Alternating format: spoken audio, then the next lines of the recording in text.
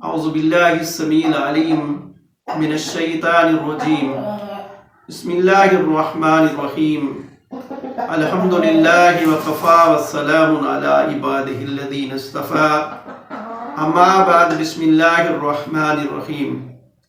عزیزان گرامی، ہم آج جو گفتگو کر رہے ہیں وہ سیرت انبیاء پہ ہے۔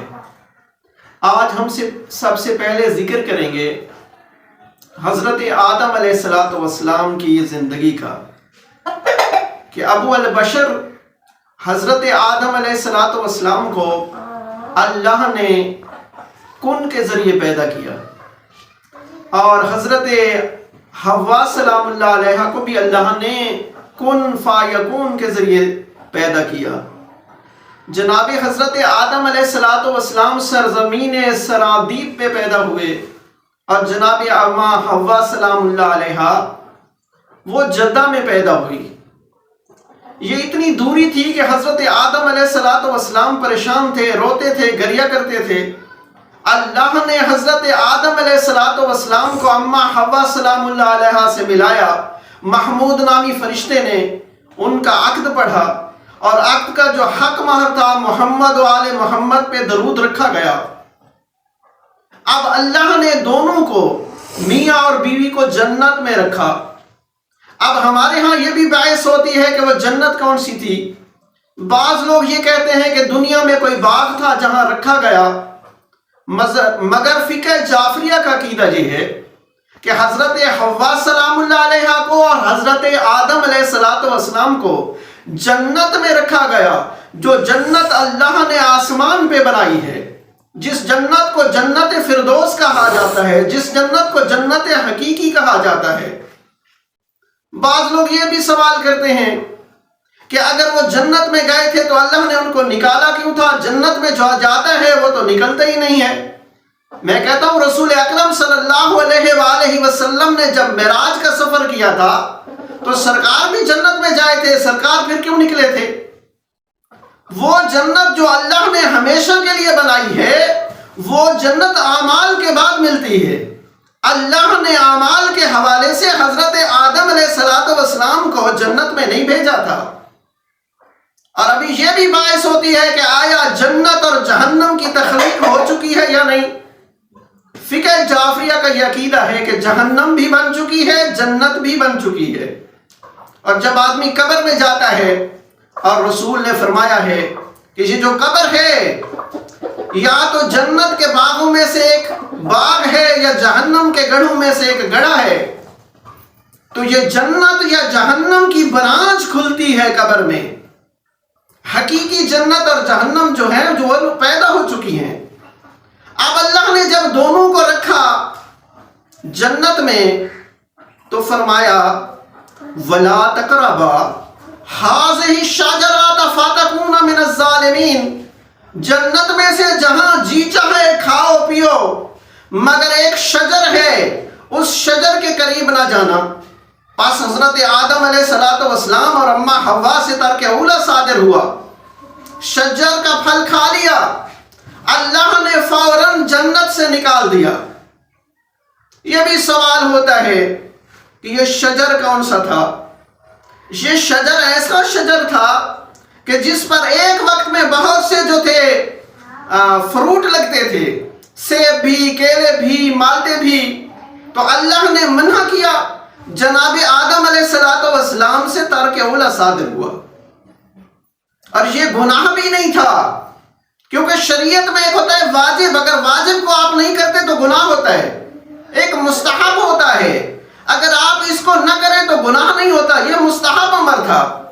اور پھر یہاں بھی سوچنے کی بات تھی کہ دونوں کو حکم تھا وَلَا تَقْرَبَا، یعنی تم دونوں قریب نہ جانا، دونوں گئے۔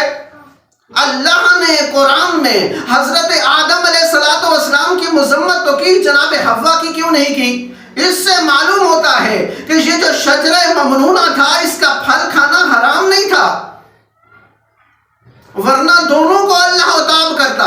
یعنی اگر مومن ہے کوئی، اس نے یہ کام کیا ہے تو اس کی گریفت بھی نہیں ہوئی۔ لیکن حضرت آدم سے ترک اولا ہوا تو اللہ نے عتاب کیا کہ آدم تو نبی تھے، وہ آپ کی بیوی نبی نہیں تھی اس لیے اس نے کیا تو کوئی حرج نہیں، آپ نے کیوں کیا؟ ترک اولا آپ سے صادر کیوں ہوا؟ تو الغرض کے جنت سے بہر آئے، اور جب جنت سے بہر آئے جو شجرہ ممنوعہ تھا اس سے پھل کھا لیا، جب اس سے پھل کھا لیا تو اس کے بعد حضرت حابیل علیہ السلام کے جو بڑے بھائی تھے قابیل، وہ پیدا ہوئے۔ آج ہمارے سامنے یہ بھی درس موجود ہے کہ ہمیشہ حلال کھاؤ، اگر حلال کھاؤ گے تو اولاد نیک ہوگی، اولاد فرما بردار ہوگی، اولاد نمازی ہوگی، لیکن اگر حرام کھاؤ گے تو اس کا اثر اولاد پہ ہوگا۔ اب اس کے 5 سال بعد جب جنت سے نکالے گئے تو حضرت حابیل علیہ السلام پیدا ہوئے۔ اب قابیل ہے، حابیل ہے، 2 بھائی ہیں، عمر میں صرف 5 سال کا فرق ہے۔ اب جناب آدم علیہ السلام اپنی بیوی کو لے کر جانے لگے حج بیت اللہ کے لیے، تو زمین کو امانت پیش کی، آسمان کو امانت پیش کی اپنے بیٹے حابیل کی، لیکن دونوں نے انکار کر دیا۔ پھر یہی امانت بڑے بھائی قابیل کو پیش کی، اس نے قبول کر دیا لیکن امانت میں خیانت کی۔ جب چلے گئے دونوں تو ان کے جانے کے بعد قابیل ملعون نے حابیل کو قتل کر دیا۔ یہ جو حابیل تھا اس کے لیے جنت سے ایک حور آئی تھی جس کا نام نزلہ تھا، اور قابیل کے لیے ایک جنی آئی تھی جس کا نام امالہ تھا۔ اب جب بھائی نے بھائی کو قتل کر دیا اور حضرت آدم اور حضرت حوا سلام اللہ علیہ واپس آتے ہیں، دیکھتے ہیں تو گریہ کرتے ہیں، اور جناب حابیل کی جو بیوی تھی نزلہ، وہ وفات حابیل کے وقت حاملہ تھی، اللہ نے اس کو بیٹا عطا کیا۔ حضرت آدم نے اپنے پوتے کا نام بھی حابیل ثانی رکھ دیا۔ یعنی یہ بھی سنت نبی ہے کہ اگر کوئی بڑا مر جائے تو اس والا نام کسی اولاد کا رکھ دو۔ اب حضرت آدم علیہ السلام کے 2 اور بیٹے پیدا ہوئے، جناب شیس علیہ السلام اور جناب یافس علیہ السلام، اور اللہ نے پھر ان دونوں کے لیے بھی جنت سے حوریں بھیجی، ایک کا نام نزلہ تھا، ایک کا نام منزلہ تھا۔ اور پھر شیش کا لڑکا ہوا، یافس کی لڑکی ہوئی، ان کی آپس میں شادی ہو گئی، اور پھر اللہ نے حضرت شیس علیہ السلام کو ایک لڑکی عطا کی جس کا عقد حابیل ثانی سے ہوا۔ اس طرح حضرت آدم علیہ السلام کی نسل آگے چلی۔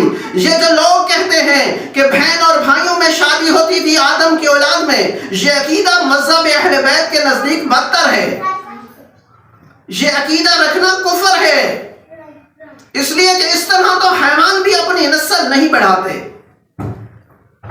اچھا، اس طرح نسل چلی ہے حضرت آدم علیہ السلام کی، اور جب حضرت آدم علیہ السلام دنیا سے جانے لگے تو اس وقت 40,000 تک آبادی پہنچ چکی تھی حضرت آدم علیہ السلام کی نسل کی، اور آپ کے جو جانشین ہوئے وہ جناب شیس علیہ السلام تھے، جنہوں نے آپ کا جنازہ پڑھا، جنہوں نے آپ کو کفن دیا، جنہوں نے آپ کو دفن کیا۔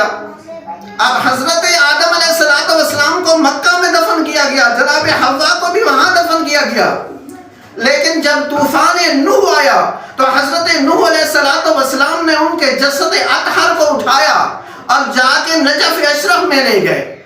جناب آدم علیہ السلام کا آج بھی روزہ جناب نوح علیہ السلام کے ساتھ ہے، اور نجف میں مولا علی بن ابی طالب کے ساتھ ہے۔ اور حضرت نوح علیہ السلام کی جو کل زندگی تھی 930 سال تھی۔ وما الینا الا البلاغ۔